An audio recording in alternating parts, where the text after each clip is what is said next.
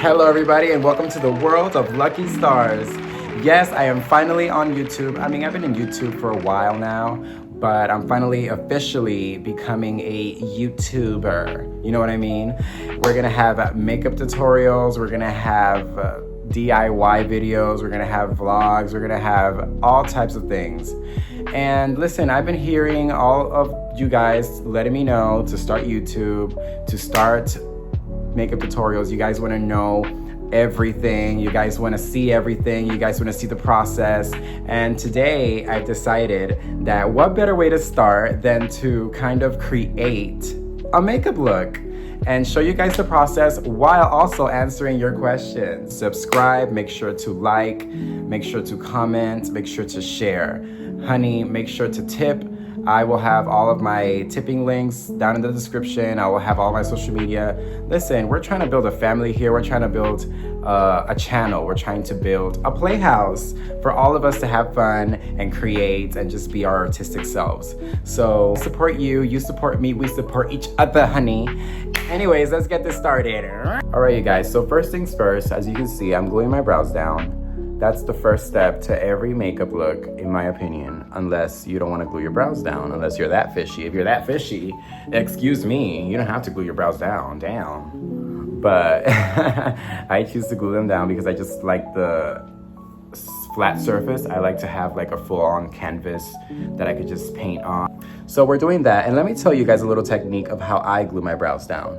So what I basically do is I start going like this. I brush them up. I brush upward like that. And then I like kind of look around and you see how like it's very flat. I then go like this. I just continue to flatten them. And you're gonna have a little glue residue, of course, in your forehead, but you're gonna wipe that out. Continue to glue them upward like this. Same way that you glued them earlier, but just glue them upward. And now you're gonna have basically like a very flat surface to already start gluing your brow down. And always, of course, use the Elmer's purple disappearing glue stick because, I mean, come on, drag 101, that's like common knowledge. I once used the white one, and let me tell you, it does not work.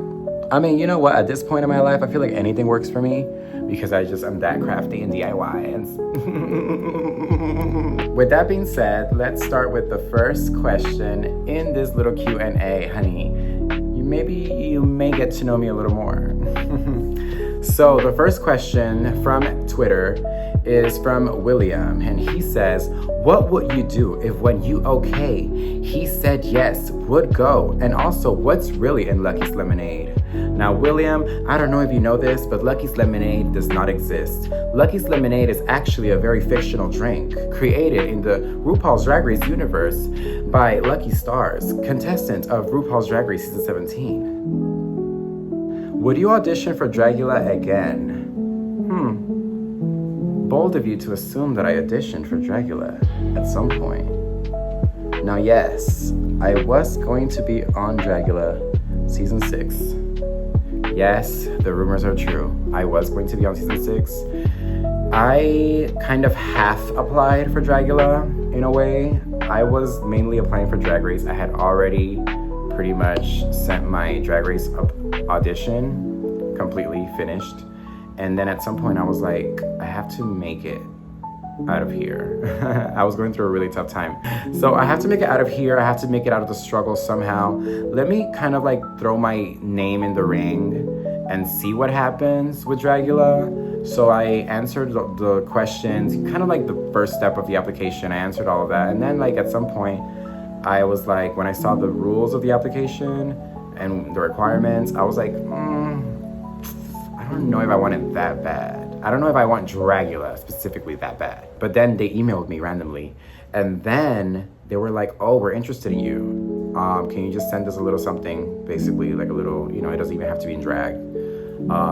So I kind of sent them some questions and answers or whatever. And then, like, it happened so fast. I was literally just like about to be on Season 6. Like, I had like a few interviews and then like it was just like about to happen. And I was going through so much. And then another call came right on time. And I was like, oh girl, like I know that I was like about to do this other thing, but this is my actual dream. Like this is what I actually auditioned for. This is what I actually like fully applied for and put all of my energy into. So I'm going for my goal and my dreams. Basically chose Drag Race, obviously, and clearly, and of course, I was going to do that because that was where I wanted to be.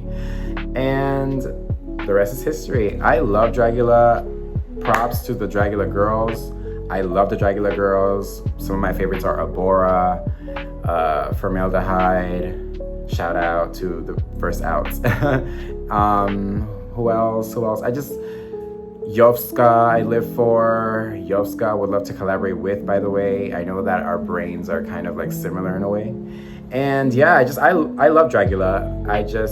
And I was ready to do whatever it took, honey. Trust me. I am not one of those people that are scared of like being like with bugs or doing this or that. I was ready for everything that show was gonna throw at me.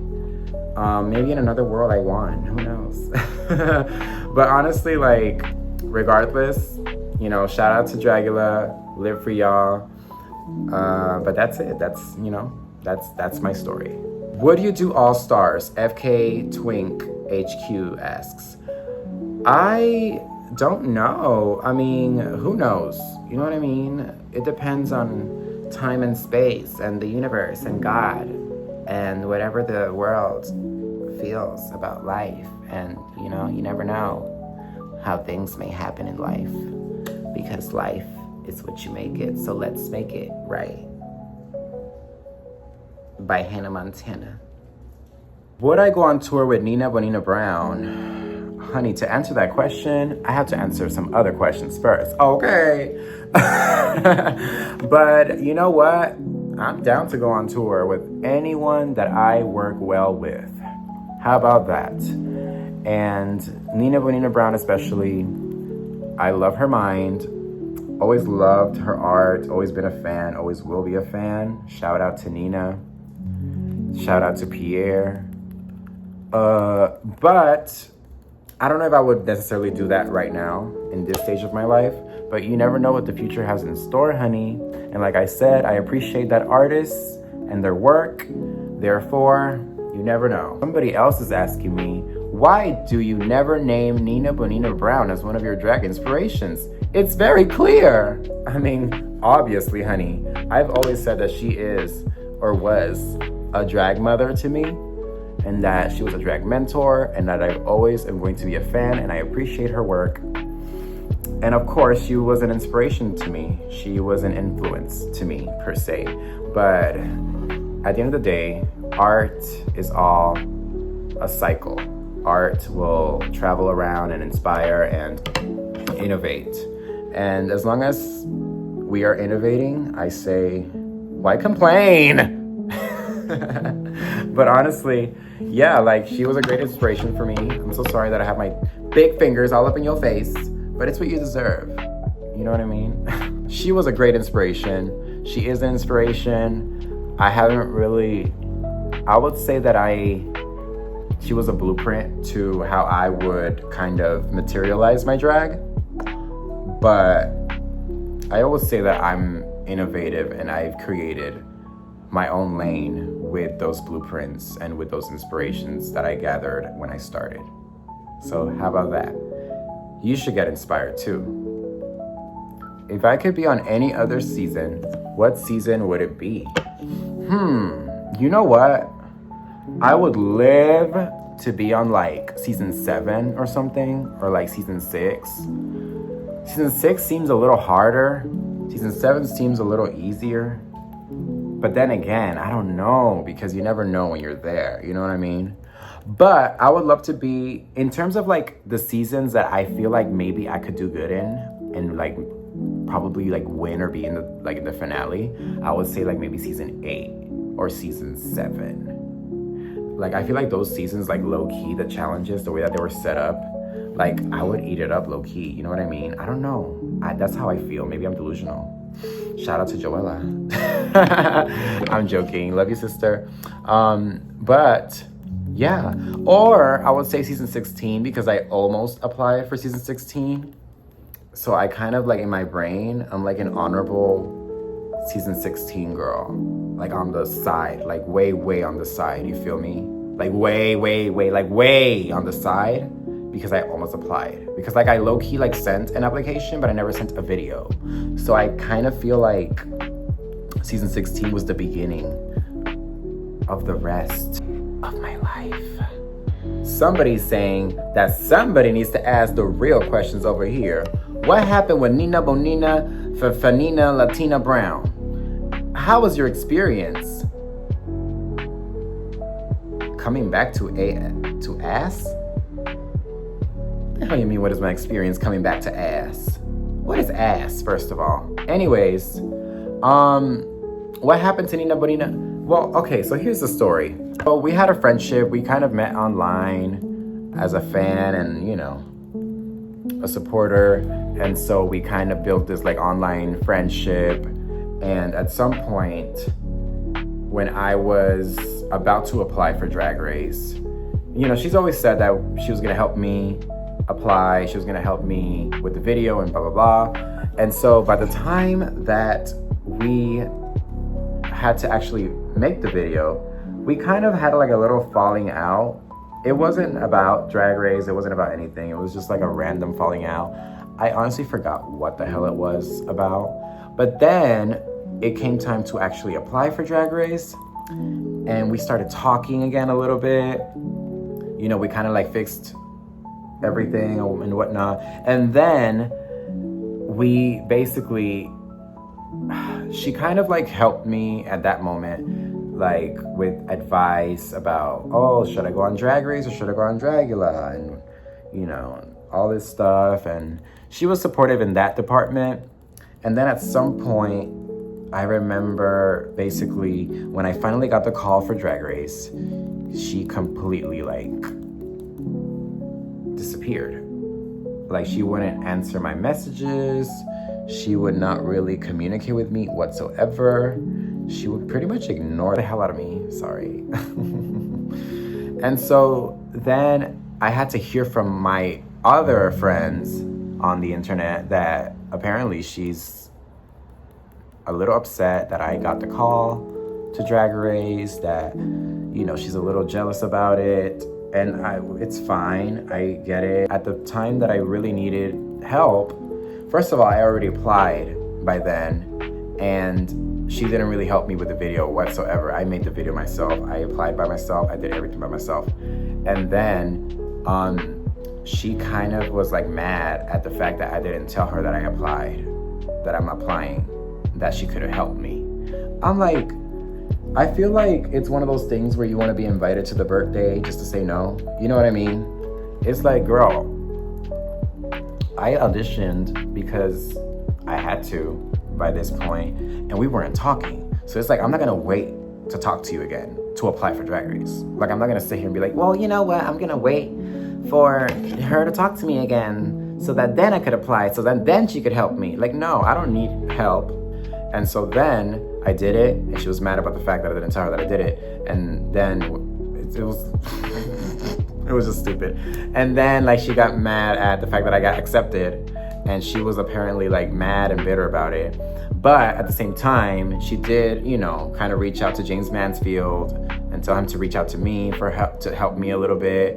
So it was kind of like she wasn't communicating with me, but she was trying to like help me in that way.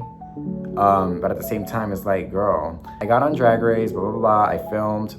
We weren't talking at this point, but I filmed. And, oh yeah, we had a phone call. We had a phone call about everything. And so then, after the phone call, mind you, I'm the one who initiated this phone call and initiated the whole conversation, because I had to kind of be the mature one and whatnot and really like reach out and do all this stuff. So I reach out, we have the conversation, and then after the conversation, we kind of leave off in a good note, but like, I start to think to myself, why am I reaching out to be apologized to or like, it's like, why am I reaching out to fix a situation that I didn't even create or that I'm not even mad about? So then I started thinking, and I was like, you know what? I still feel some type of way.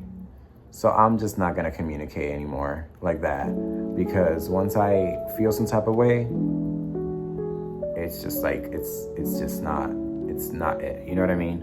It's not the tea, and I don't like to feel weird with friends. You know what I mean? So then, basically, she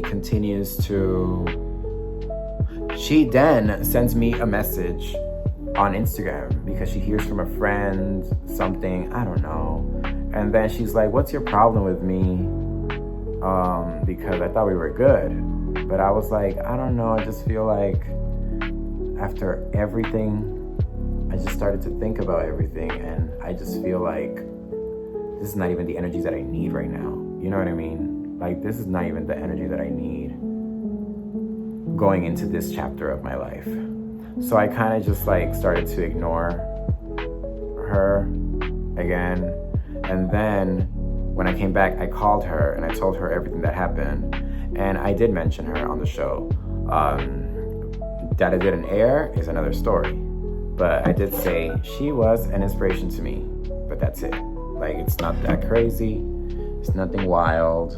I know the girls love to think that, you know, everybody's cutting her off and this and that, but it was not like that at all. She was barely even mentioned, let me tell you. She was barely even mentioned. All that was said about her is that she inspired me. That's it. But anyways, aside from that, she basically then goes on to tell everybody on the internet while my season is airing that I'm the one that like cut her off, and as soon as I went on Drag Race, I cut her off, and it was like not the case at all. There's context to it, you know what I mean? There's a lot of context to it that a lot of people don't get. It's not as simple as I cut her off as soon as I got on Drag Race. Like, no. It was more of a things happened before, things happened during, things happened after that led to me just not really, you know, being there anymore. But I will always, like I said, be a fan. I love her work. I actually wish that she would do more art again, more makeup. Because I haven't really seen any new looks. But that's just me as a fan. But that's it. Anyways, what's your favorite Pokemon? And if you could cosplay or do drag of any of them, which one would it be? You know what's so funny? I actually have done Pokemon looks. I've done Vanillux, love Vanillux, one of my favorites. Love Gen 5, love Unova. Who else? I've done like a couple of evolutions. I've done Espeon, I've done Umbreon, I've done Sylveon, and I think that's it.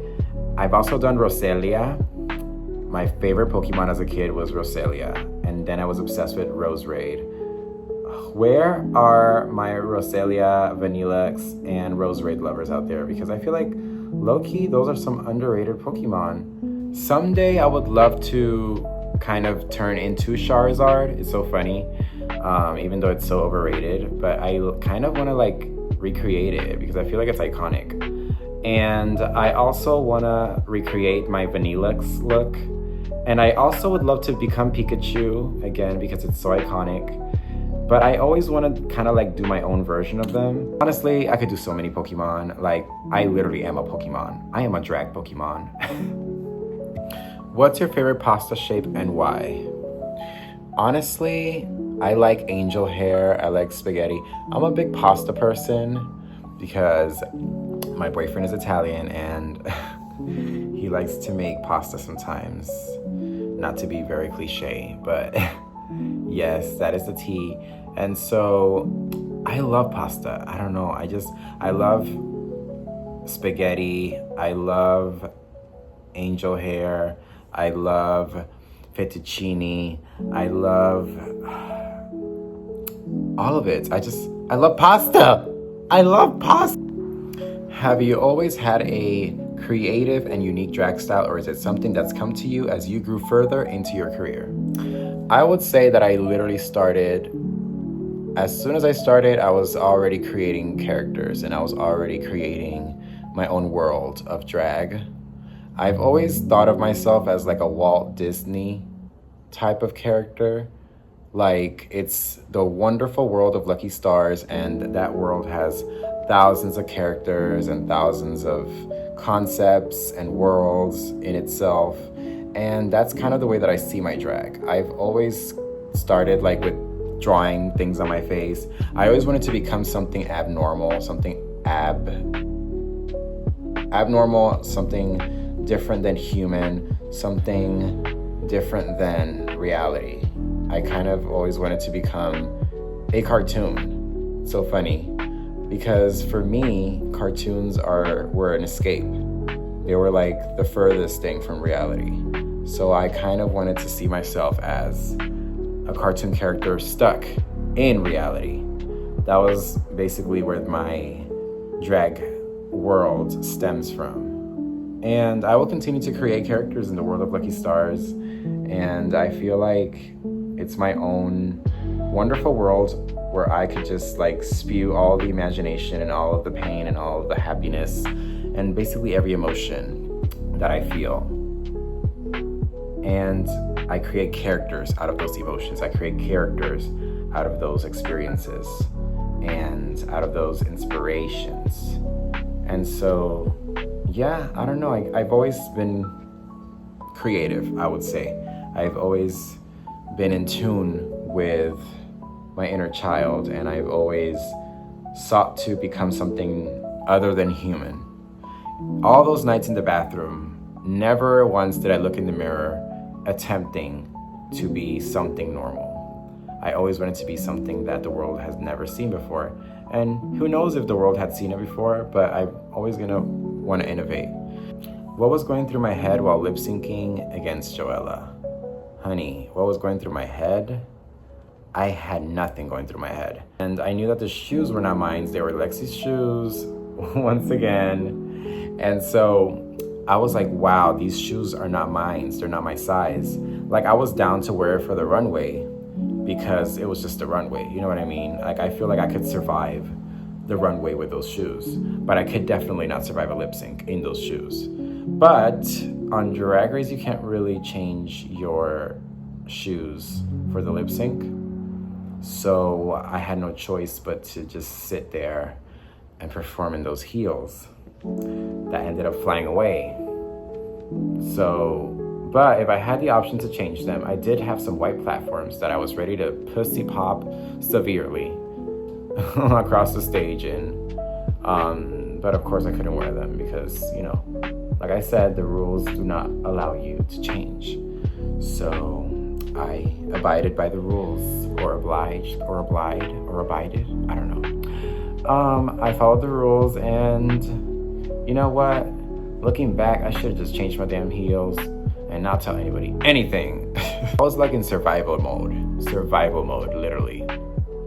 Like I was just lip syncing. I remember that like the girls were really cheering me on, and then at one point I remember seeing Joella do her little,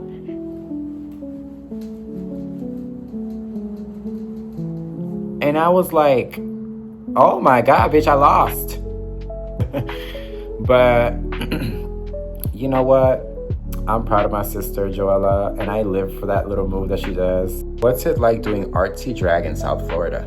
Let me tell you, I never really truly felt like I fit into South Florida drag. I've always been like the odd one out, not to sound like weird and different, but I really was. Like, I never really felt like a part of the drag family in Miami before Drag Race. I kind of felt like an outcast all the time, and that's why I kind of resorted to just mainly doing drag in my bedroom, aside from the fact that I was not really going out until like later on in life. Like, I'm a late bloomer when it comes to like the drag scene and the nightlife world, because I literally started going out into the drag world, like the drag scene and like nightlife, at like 2021, and I was like 23. So I had a lot of late experiences. I mean, I wouldn't say late because I was just 23 still, but like, you know, compared to the usual gay guy. I tried to network here and there, but I didn't really feel like I could connect to the girls in the way that, like, you know, you would think that you could connect to the girls. Like, it kind of felt like everything was about drag families and drag last names and fishy cunt. I was in a completely different world with my drag. I was like trying to, I don't know, I was bringing out whimsy drag that wasn't really being seen in Miami. I was bringing out craftiness that wasn't really being seen in Miami, to be honest. Like, and just like a different phase that I don't think anybody had out here. Which season 17 girls do I keep up with the most? I would say since my season, I've kept up the most with Joella. Love her. She literally like gave me a place to stay. She gave me and my boyfriend a place to stay when we went to the Emmys, because we didn't really have like a place for one of the days that we were staying. So my sister literally gave us like her extra room. So thank you so much, Joella. I'm never gonna forget that. You are a beautiful person. And listen, to any Joella haters out there, you don't know the half of how beautiful that person is and how different she is from what television showed. I mean, definitely television Joella is a side of Joella. Just like television me is a part of me, but that's not all there is to her. So, you know what I mean? To the haters, give her a chance. And to the lovers, you already know the tea. Live for Arrietty. To all the Arrietty haters out there, listen, Arrietty is one of the most talented, creative drag queens, most impeccable drag queens I have ever literally witnessed in my life. And she's like a young girl like me, so I get even more threatened. I remember when I got on Drag Race, Arrietty was one of the girls that before the season started filming, I was scared to see there. I was like, I know this bitch got cast. I know this bitch got cast. Oh, I know this bitch got cast. Watch her be there. I was so scared because I wanted to be the only artistic bitch in the season. I wanted to be like Dawn. You know how Dawn got cast as the only like artsy whimsy girl? And then lo and behold, I get there and I see Lydia and Arrietty. I was like, wow, so they casted all the alt girls this year. All of them, girl. And then I see Susie as well. Oh, so we're giving camp and alt vibes this year. Also connected to Lana recently. Love Lana. Such a sweet, sweet soul. I connected to her so much during the Emmys as well. And yeah, shout out to Lana as well. Shout out to Lana, shout out to Arrietty, shout out to Joella. And who else? Lexi. She helped me so much after filming. There were times where like, I remember I was like in a hurdle in life in some way, shape, or form. And she would just be like, hey girl, I got you. So I really appreciate it. Lydia is one, like literally, if I was just a viewer of season 17, my favorite would be Lydia. Like Lydia just has that level of craftsmanship that I live for. That touch of whimsy, like the little touch of whimsy and just like goth vibes. And she's just like a perfect blend of all of that. And I love it. And she's also glamour. So she's like, she mixes the craftiness with glamour. And I love that. And I feel like, I don't know, I was the first, like, I was obsessed with Lydia before the world became obsessed with Lydia. So props to me, honey. No, but honestly, I always saw her superstardom coming. You know what I mean? I always said, like, Lydia is gonna be the one to watch. watch. And no, me and Arrietty did not bump purses after filming. I am a married woman, and that is a married woman as well. My favorite Steven Universe fusion is probably Sunstone. I love Sunstone. What's a look that I've seen that I wish I could have made first?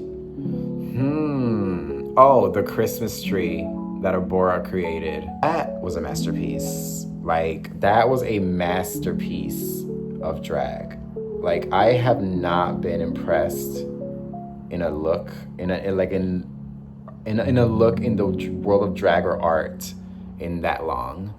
And when I saw that look, girl, that look is iconic, not just for Dragula, but for the drag world, in my opinion. So shout out to Abora. And it's like the story behind it. Like, the tree became alive, and now it's hunting down the ones that cut him down or his family down. Like, wow. Who would you say are your greatest inspirations? You have such a unique everything. I'd love to know that. Well, thank you so much, first of all. I would say that I'm inspired by cartoons. I'm inspired by a lot of like ideas and concepts. The same way that a Pokemon is created. You know, a Pokemon is a mixture of ideas and myths and legends and animal inspirations. And so that's kind of the way that I conceptualize a look. I have animal inspirations, I have object inspirations, I have myths, legends, folklore, you know, that I like things like that, or fashion influences or influences in movies, video games. Always kind of escaped with cartoons and video games and childlike things. So I feel like childlike things are a blueprint of the things that I create. Everything has like a childlike wonder and magic to it. And I like to kind of stay true to that because I feel like I'm a kid at heart. And so, I don't know, it's like a mixture of the things that I love and hold on to as a child. You went home first. Do you feel like it got in the way of you connecting with the other girls?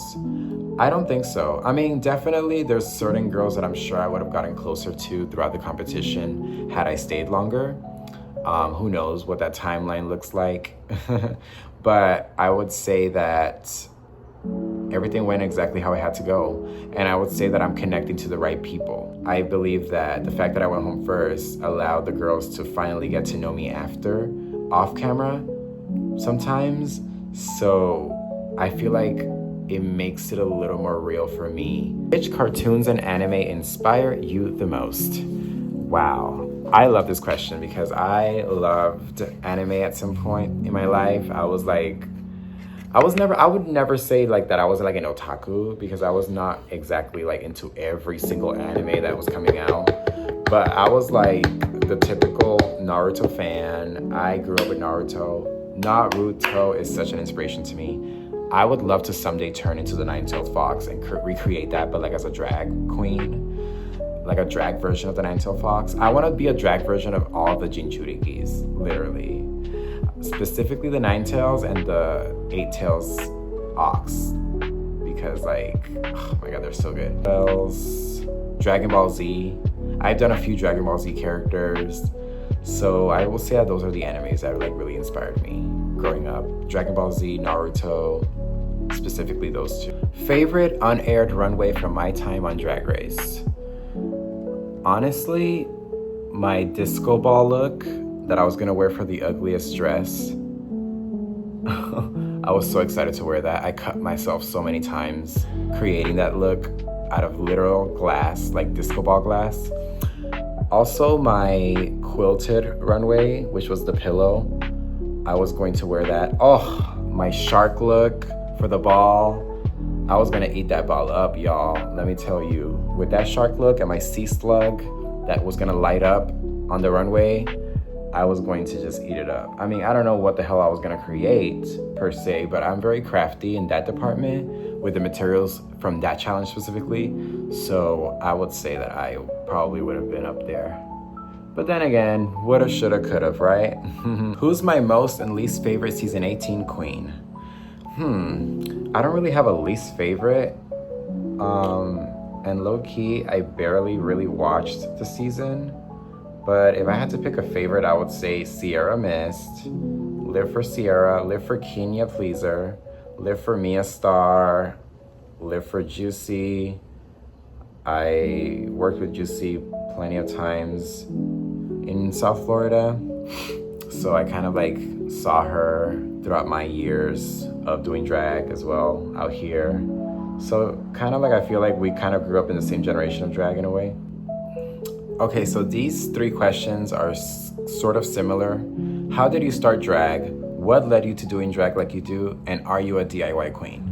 Well, I am a DIY queen, definitely. I had to be a DIY queen in order to start drag because I wasn't able to afford a lot of what I needed in order to do drag the way that I was taught that I should do it. You know what I mean? So I sort of became a DIY queen. I started using paper.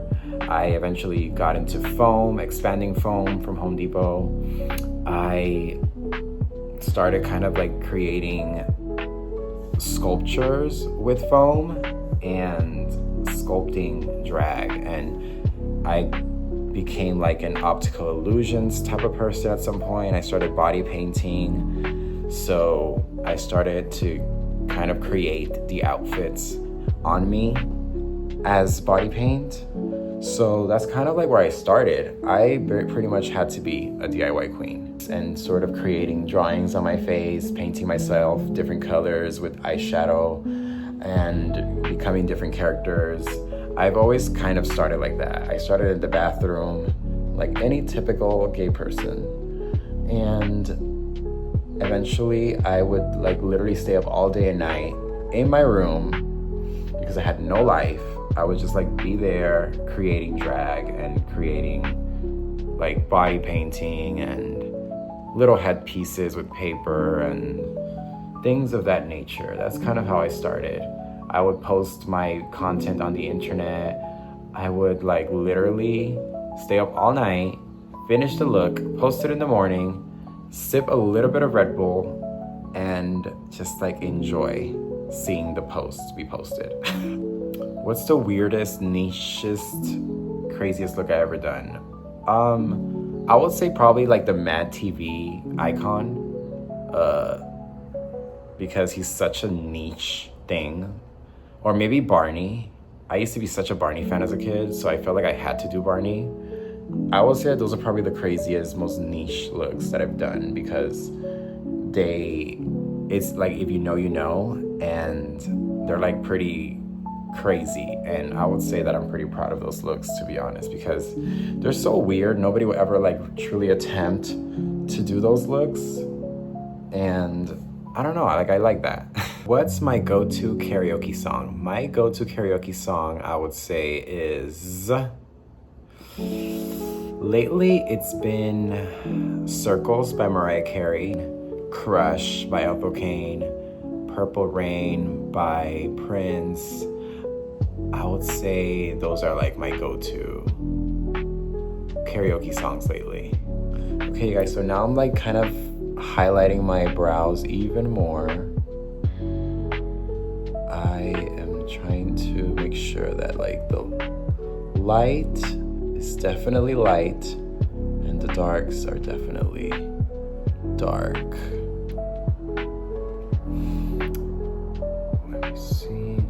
I'd like to highlight a little bit here, as you can see in the center. Perfect. How do you deal with people that call you names that you know yourself aren't true?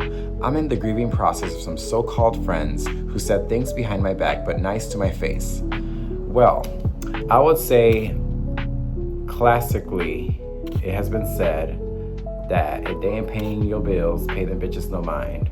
And honestly, it's very true. I've realized that a lot of so-called friends and their opinions, they don't really matter at the end of the day. They really don't matter.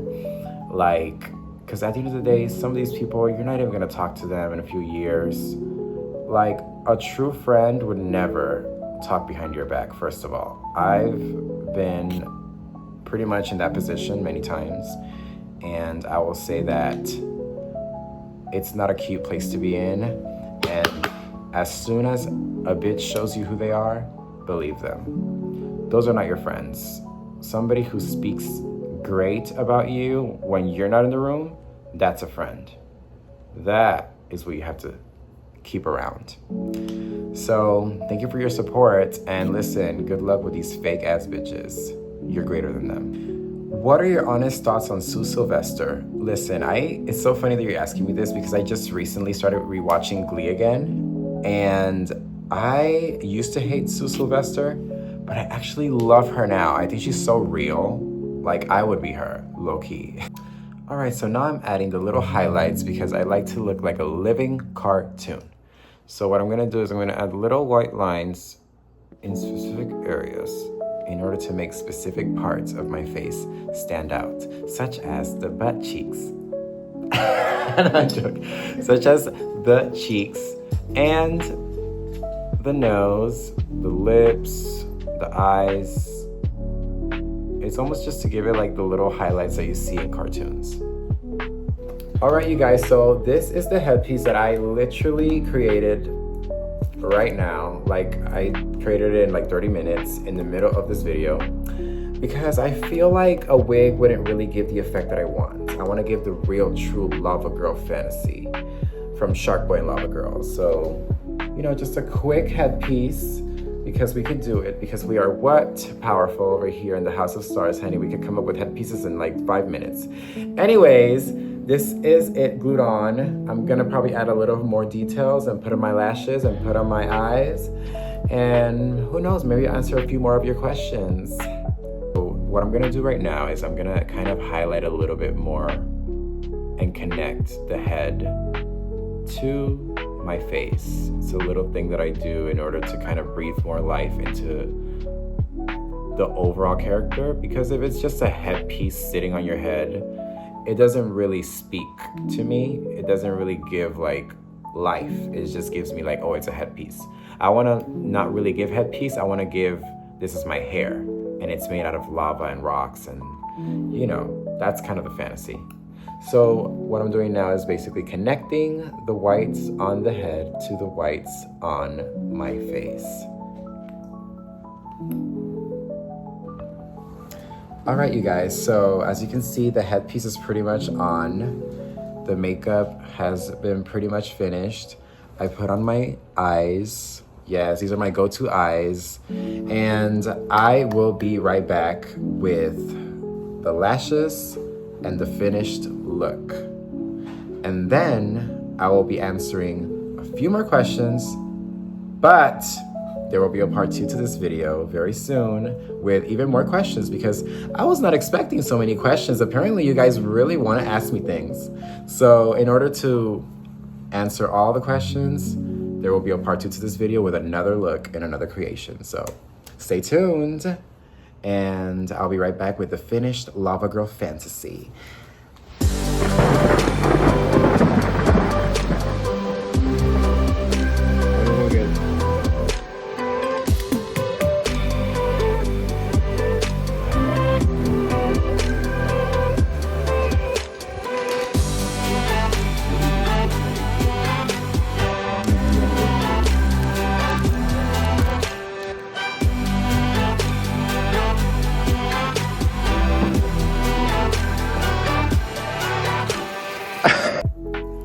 Okay, you guys, so this is the finished.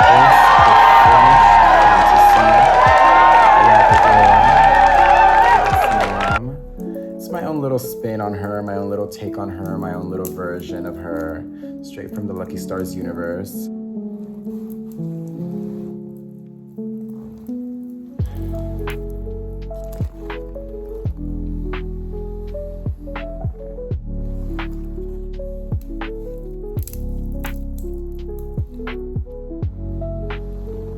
I would say that a dream collaboration for me is Crystal Method. I would love to collaborate with, you know, in the Drag Race world. Evie Oddly, Willow Pill, Now, we're talking like, aside from that, I would say Miley Cyrus. Oh, love Miley. Miley, if you're watching this, or if anybody's related to Miley is watching this, I love Space Boots. I love Miley Cyrus and her Dead Pets. I love Hannah Montana. Listen, I am the biggest Miley Cyrus fan. Anyways, Melanie Martinez is another one that I would love to collaborate with. Love Melanie Martinez's aesthetic. FK Twigs. Oh. You've survived through so much stuff. What keeps you going?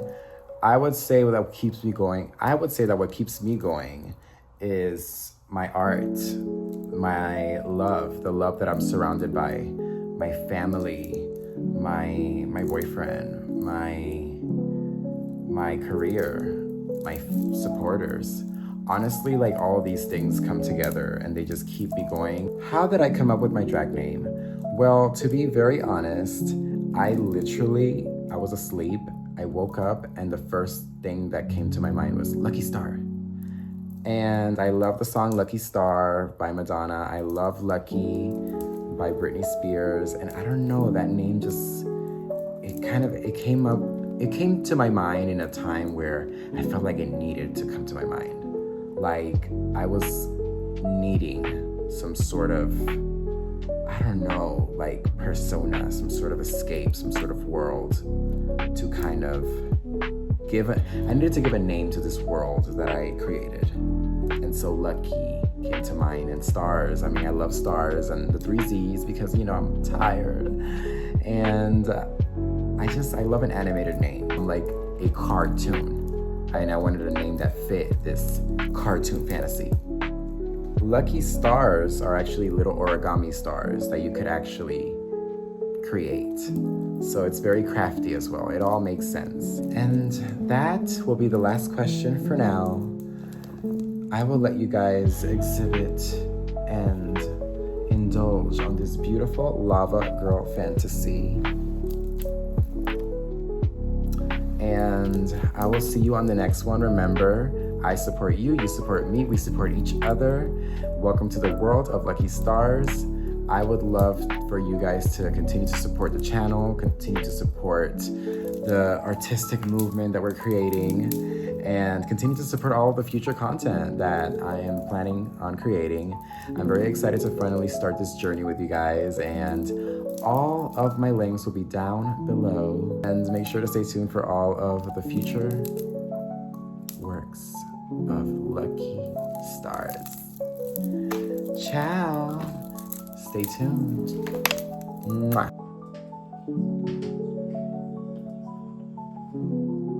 Hi, I'm Lucky Stars, and I can't fit in my own bathroom. But this is how I take my drag off.